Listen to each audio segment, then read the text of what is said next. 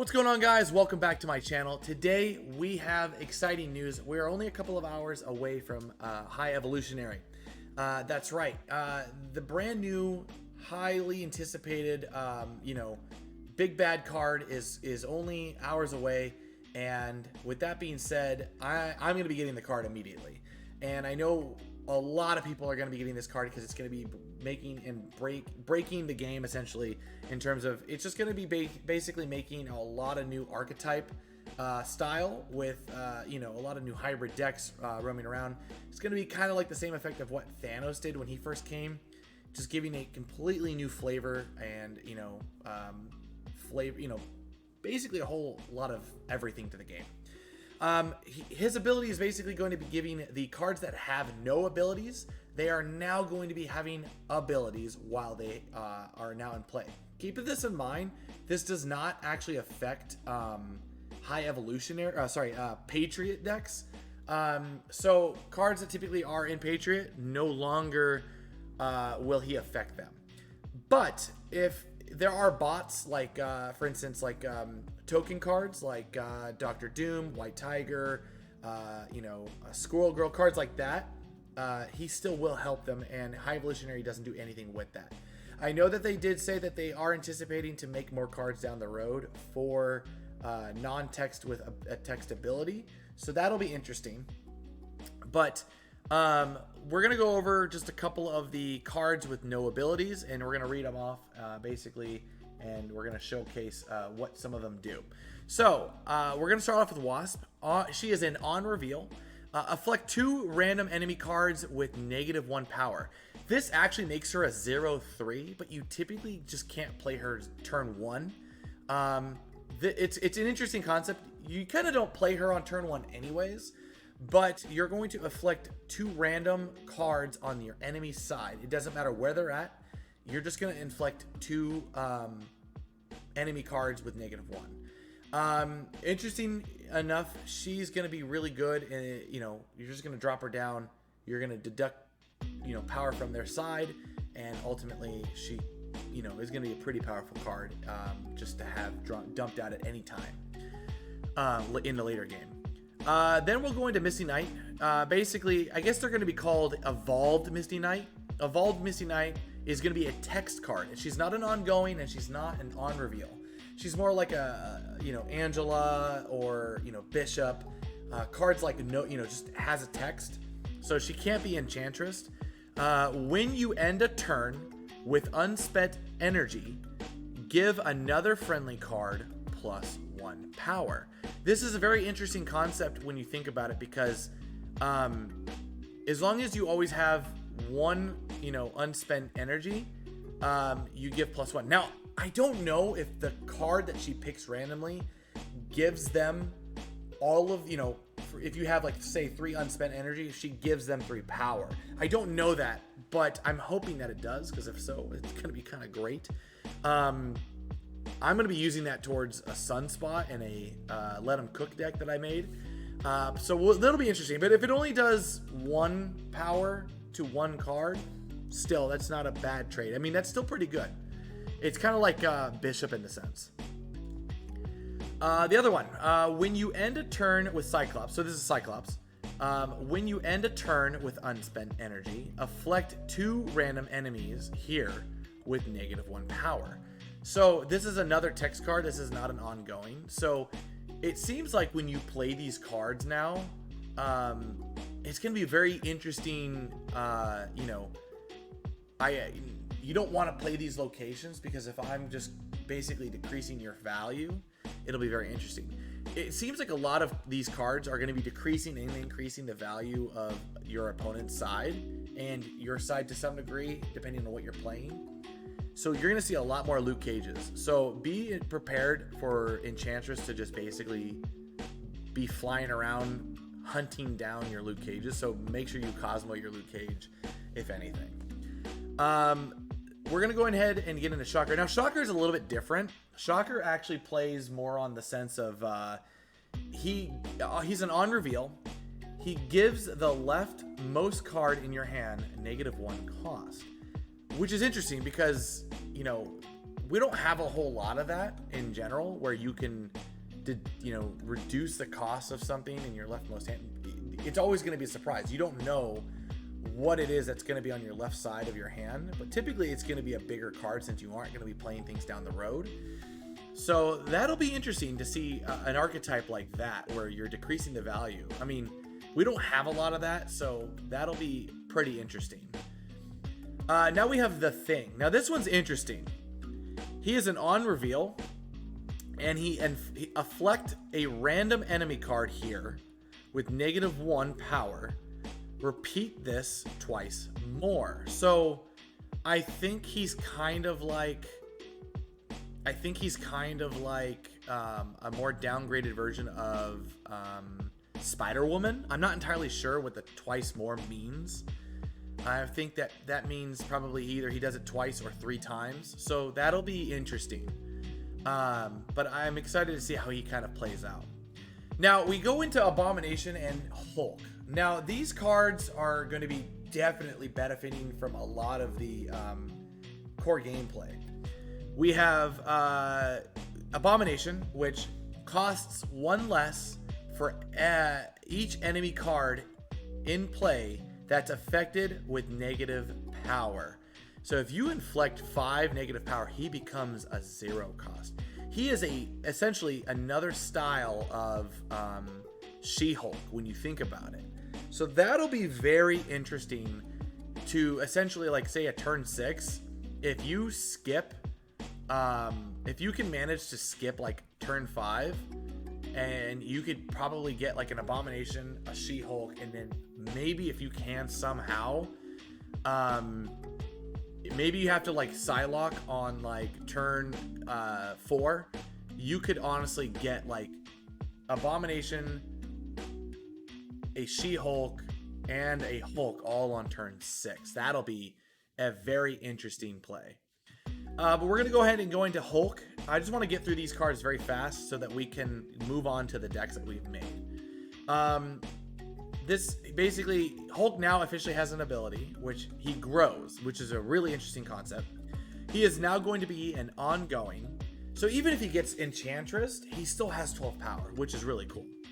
He's going to be an ongoing with +2 for each turn you ended with unspent energy. So now he is going to be massive, like he should be. Hulk is finally getting justice. So I can't wait to see how that's going to play out. But this is going to be a whole new fun archetype. I'm going to be messing with this guy. I'm going to be messing with all these cards for the next like weeks. So with that being said, let's go ahead and get into the decks that we're going to be using. So we have the High Evo. Actually, no, sorry. I have my old deck. So we actually have 4 decks here. We used to use this deck back in like Pool 2.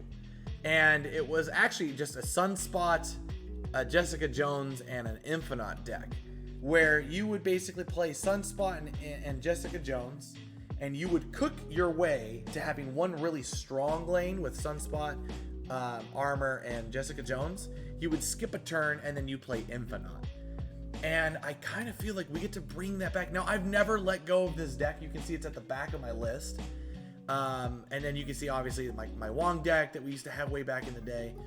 But now I've made a Jason's deck 2.0. This is my buddy Jason, and he made this deck. So I revolutionized it. We still have the Sunspot. We have the Storm. And this deck is going to be, I'm going to basically be calling this one the Let Him Cook deck.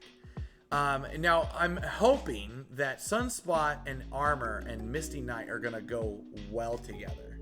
Well, we're going to cook them all the way, as much as we can, because Misty Knight will basically just be boosting up Sunspot and Armor with her ability, and Sunspot won't be spending any, anything in general, and so they're just going to be cooking each other. And then Armor obviously is just going to keep them protected.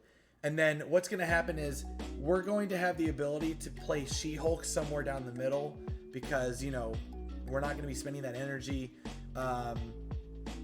Worst case scenario, if we don't pull the Infinite, we're going to have that Hulk with all of that power that he didn't get unspent on. So for all that unspent energy, he's just going to be huge.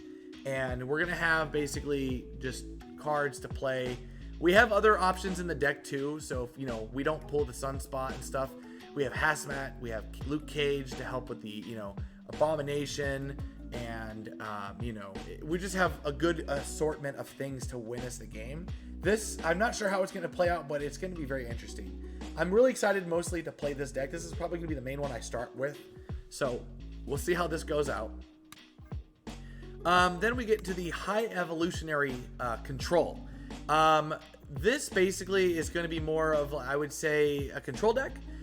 We have Nebula, Armor. We've got Professor X and Jeff and Storm. This is going to just lock down lanes. And then we're going to just be skipping turns and basically playing like a turn 6 Hulk. And just making it so incredibly hard. We've got Gamora in there just because if we eliminate them down to one lane, we will have still a good amount of power. Along with Wasp. Wasp is going to be just fantastic in this because, she's going to just make it so that they don't have any answer. We're going to just decrease their cost on the last lane and with Gamora, and then we're going to just drop in, other things in there if we can. But yeah, this is going to be a very interesting game in its own. I just realized I have to eliminate a card from here. So we'll probably eliminate something like probably the Abomination, I would say. Worst case, or we might even get rid of this for High Evolutionary since he's a 4 cost. But it's just really hard because there's only so many cards that we can have in a deck. And then we have other cards in here too. So this is the High Evolutionary Lockjaw deck. This one's going to be pretty easy. You're going to just basically, you have your 1 costs that you can use into Lockjaw. Typically, this is kind of more of a ramp up. So you're going to spend that Electro into Lockjaw. And then you're going to have other things in here too. Just kind of feeding into Lockjaw, doing a lot of mayhem. You're basically going to be, it's really hard to explain because the card isn't out yet, so we're not used to all of the amount of new cards that we're going to be having. But for the most part, you're going to have Sunspot cooking. Nebula is going to force you to play in a lane. Now, Nebula and Cyclops are going to be an insanely great combo together because Nebula is she's going to cook if you don't play there, and Cyclops is going to decrease your values if you play there. So they're going to work really well hand in hand. So if you can try to play Nebula and Cyclops together, so good. And then you're going to have decks, you're going to have situations like Iron Lad. He's just going to be basically pulling out things that you want early on. You're going to pull out, hopefully Hulk or, cards like Abomination. He's just going to give you more insight. But yeah, it's going to be, it's more of like a ramp up. So this one's kind of hard to explain, but just kind of tweak with it. And then High Evolutionary Patriot. This one I made it my own. This one's going to be interesting. So you actually have the Hazmat and Luke Cage combo, and that's going to really help you out. The Cosmo's here so that you can protect your Luke Cage. You're going to use the Scorpion and the Hazmat to basically gut their power. And what ends up happening is that's actually going to help the Abomination get to be played earlier. So when they play all these cards, the cards that are inflected by those are going to make Abomination available. Now, here's the thing. The Patriot is not going to be boosting a lot of these cards, but the Patriot and the Ultron are going to be like a secondary win condition, which is going to be very interesting considering the fact that you're going to gut their cards with all of your High Evolutionary cards, and then you're going to just basically have like a Patriot and Ultron to fill the board and just to kind of successfully, give you that extra endurance power that you didn't have by not playing. So basically, by not playing cards and reducing the cost for like cards like the Hulk and stuff like that, it'll be very interesting. You can play one or the other, and then you're going to have all this power if possible.